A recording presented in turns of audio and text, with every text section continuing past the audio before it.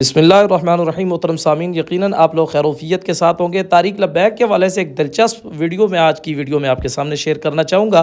बात कर रहा हूँ अनस नूरानी की, कि जो कल एक सखर के अंदर जलसा दस्तार फ़जीलत के अंदर जाता है और वहाँ जाकर ये जनाब वाला तारिक लब्बैक के हवाले से ज़ार उगलने लग जाता है और अपने अंदर की भड़ास निकालता है। ये वीडियो आप देखें, पहले इंशाल्लाह सारी वीडियो इसकी सुन लें, गुफ्तगू सुन लें, उसके बाद फिर इंशाल्लाह इसकी वीडियो पर एक खूबसूरत तबसरा आपकी खिदमत में पेश करते हैं। जितनी भी जमातें मौजूद हैं वो अपना खोया हुआ मकाम आज भी हासिल नहीं कर सकी, और उसकी बुनियादी वजह यह है कि अहले सुन्नत के अंदर लोग जो सियासत के अंदर मौजूद हैं वो इंतहाई गैर संजीदा है। लोगों की जान का तहफ़्फ़ुज़ करना, कारकुन की जान का तहफ़्फ़ुज़ करना, कारकुनान की और जिम्मेदारों की जानों का तहफ़्फ़ुज़ करना, उनके माल और मनो सलवे का तहफ़्फ़ुज़ करना, ये जमात का मंशूर और दस्तूर के अलावा जमात की नस्ल में से है कि अपने कारकुन को कभी भी किसी आजमाइश के अंदर लाके खड़ा ना किया जाए। आप तारीख उठा के देखें जमीयत उलमा पाकिस्तान की, जितनी तहरीकें चली इस जमीयत उलमा पाकिस्तान की, आज तक तो कोई बच्चा उस तहरीक का हिस्सेदार ना बना और ना किसी में दम है ऐसी तहरीकें चलाने का। मगर एक कारकुन पूरे पाकिस्तान में किसी अहले सुन्नत का ज़ेरे अताब, ज़ेरे हिरासत और ज़ेरे रगमाल नहीं बनाया गया। बुनियादी वजह यह थी कि आदत के अंदर ज़हन साजी इस तरह की थी कि हक की हुक्मरानी, कानून की हक की हुक्मरानी और आईने पाकिस्तान का तहफ़्फ़ुज़ करना, यह सबसे बड़ी हिकमत जो पाकिस्तान की क़यादत अहले सुन्नत के हाथ में उस वक्त थी।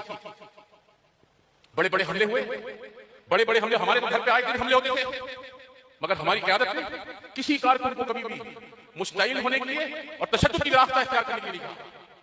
State with in the state, रियासत के अंदर रियासत कायम करने का तसव्वुर जमीयत उलमा पाकिस्तान की कभी किसी लीडरशिप ने नहीं दिया। रियासत के खिलाफ अलम बगावत बुलंद करना, यह भी क़यादत ने 70 से लेकर 2003 11 दिसंबर हज़रत साहब रहमतुल्लाह अलैह के विसाल तक और आज अप्रैल 18 तक जमीयत उलमा पाकिस्तान का एक एक कारकुन अपने पाकिस्तान के आईन का मुहाफिज भी है, दस्तूर का भी मुहाफिज है और पाकिस्तान की रियासत का भी मुहाफिज है और उसकी सरहदों का भी हिफाजत है। इसीलिए आपने देखा अल्हम्दुलिल्लाह आज लोग अल्ताफ हुसैन का नाम लेते हैं। उस वक्त जब अल्ताफ हुसैन का सिक्का बोलता था, हजरत कायद अहले रहमतुल्लाह अलैह बलम वाले दोहल उसको दहशतगर्द करार देते थे, कातिल करार देते थे। असलियत और इंसानियत से हटकर, कौमियत से हटकर वो कहते थे कि मुसलमानों का कातिल है, वो कातिल सिंध में हो, पंजाब में हो, बलूचिस्तान में हो, सरहद में हो, वो कातिल था, कातिल है, वो कातिल रहेगा। और आखिरी खुतबे में हैदराबाद ने फरमाया था कि देखो लाखों चाहने वाले उसके मौजूद है, मगर पाकिस्तान की सरजमीन उसको मैसर नहीं है कदम रखने के लिए। देख लें आप, 18 MNA, 44 MPA, 4 सेनेटर और भगोड़ा लंदन में बैठा है, वो पाकिस्तान की सरजमीन उसको मैसर नहीं है। पाकिस्तान इस्लाम के नाम पे हासिल किया। 27 रमजान मुबारक को मार्च वजूद में आया, लैलतुल कदर की रात थी, शब कदर की रात थी। पाकिस्तान अपने आप ताब से कलमे ला इलाहा इल्लल्लाह मुहम्मद रसूलुल्लाह के नाम से मार्च वजूद में आया। किसी डिक्टेटर ने नहीं लाया पाकिस्तान को मार्च वजूद में। पाकिस्तान को अकाबरीन अहले सुन्नत ने हिंदुस्तान की कॉन्फ्रेंस के बाद मार्च वजूद में लेके आए और वहां ये तय किया कि कायदे आज़म मोहम्मद अली जिन्ना की क़यादत में हम पाकिस्तान को हासिल करेंगे, और अगर पाकिस्तान हासिल करने के दौरान कायदे आज़म के कदम लहरा गए तो अकाबरीन अहले सुन्नत ने कहा था आप हट जाएं, हम खुद पाकिस्तान इंशाअल्लाह हासिल करके देंगे। तो ये आपके काबिल असलाफ की नेमतें हैं जो पाकिस्तान में आज। जी मोअज़्ज़िज़ सामीन, आपने अनस नूरानी की गुफ्तगू सुनी। यकीनन इसको बिल्कुल ये मनसब ज़ेब नहीं देता कि तू अपना होकर सुन्नी होकर तू सुन्नियों के ख़िलाफ़ बोलता है। और वो तारीख जो लाखों करोड़ों लोगों के दिलों की धड़कन है और उनके कायदीन जो है वो लाखों करोड़ों लोगों के दिलों में बसते हैं। और बाबा जी अलैहि रहमा हाफ़िज़ खादुम सर रज़वी रहमतुल्लाह अलैह ने जो तारीख बनाई थी, आज तूने जनाब वाला अपने बाप हज़रत शाह अहमद नूरानी सिद्दीक़ी रहमतुल्लाह अलैह की रूह को भी ग़मज़दा कर दिया, उनकी रूह को भी तड़पा दिया कि तूने वो गुफ्तगू की जो कि सुन्नी को क़तन ज़ेब नहीं देती। इसलिए कि सुन्नी सुन्नी की हिमायत करता है, सुन्नी का आपस में कोई भी इख्तिलाफ़ हो लेकिन सरेआम मजमे के अंदर इस तरह गुफ्तगू नहीं करता। लेकिन आपने वो भड़ास निकाली है कि ऐसे लग रहा था कि सदियों पुरानी कोई जलन वाली आग थी जो अनस नूरानी के अंदर से निकल रही थी।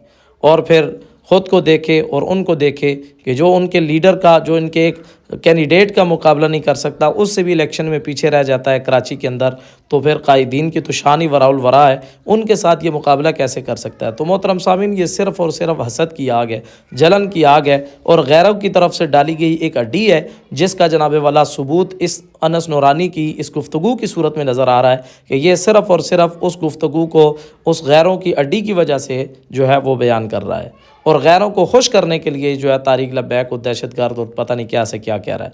हालांकि पाकिस्तान के अंदर तारिक लब्बैक से बढ़कर अल्हम्दुलिल्लाह आपको कोई मुहिब वतन, मुहिब फ़ौज जो है वो जमात नज़र ही नहीं आएगी।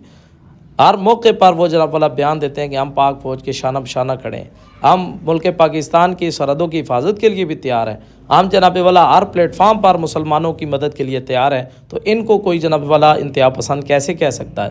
तो अगर ये इंतहा पसंद उनको कह रहा है और उनको जनाब वाला ये शिद्दत पसंद कह रहा है, तो मेरे ख्याल से इसने तासुब की ऐनक पहनी हुई, ये जो ऐनक चश्मा लगाया हुआ है ये तासुब वाला है ना चश्मा है। तो अगर ये तासुब का चश्मा उतार कर देखें तो इनको हकीकत नज़र आ जाएगी।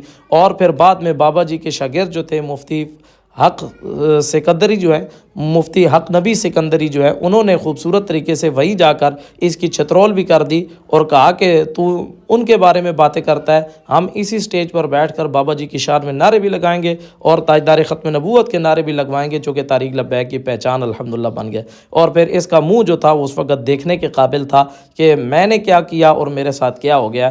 तो यकीनन ये बात हकीकत है कि सितमगर इधर आ हुनर आजमाएँ तो तीर आजमा हम जिगर आजमाएँ, और खुदा फानूस बन के जिसकी हिफाजत हवा करे वो शम्मा क्या बुझे जिसे रोशन खुद खुदा करे। तारिक लब्बैक वालों की हिफाजत अल्लाह तबारक व तआला फरमा रहा है और इंशाअल्लाह एक ना एक दिन कायदीन ज़रूर मंजर आम पर आएंगे और अल्लाह तबारक व तआला TLP वालों को ज़रूर फ़तह अता फरमाएगा।